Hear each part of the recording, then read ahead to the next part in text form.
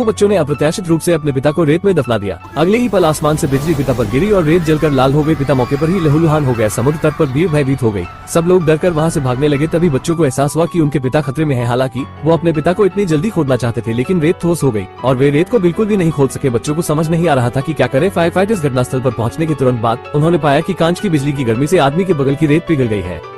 आदमी की धड़कन बड़ी मुश्किल से बढ़ रही थी। उसकी जान खतरे में थी। रेस्क्यू टीम तुरंत उस रेत को खोदने लगे, लेकिन रेत अब शीशे की तरह कड़क हो चुकी थी। हालांकि उस आदमी से रेत हटा दी गई। आखिरकार उस आदमी को खोदकर बाहर निकाला गया, लेकिन पता चला कि उसकी कैरोटिड धमनी में कांच का एक टुकड़ा फंसा हुआ था। बच्चे इतने डरे हुए थे, वे सिर्फ अपने पिता को देखना चाहते थे। डॉक्टर उसका इलाज करने लगे, लेकिन अचानक उसकी बाह से ढेर सारा खून बहने लगा, जिससे बच्चे बहुत घबरा गए। फायर फाइटर्स ने बच्चों को तुरंत रोक लिया, लेकिन आदमी का खून बंद नहीं हो रहा था। वो दर्द से चिल्ला रहा था, जिसके बाद उसे स्ट्रेचर पर लेटाया गया और इलाज के लिए ले जाने लगे। हॉस्पिटल जाने से पहले उसने अपने बच्चों से बात की।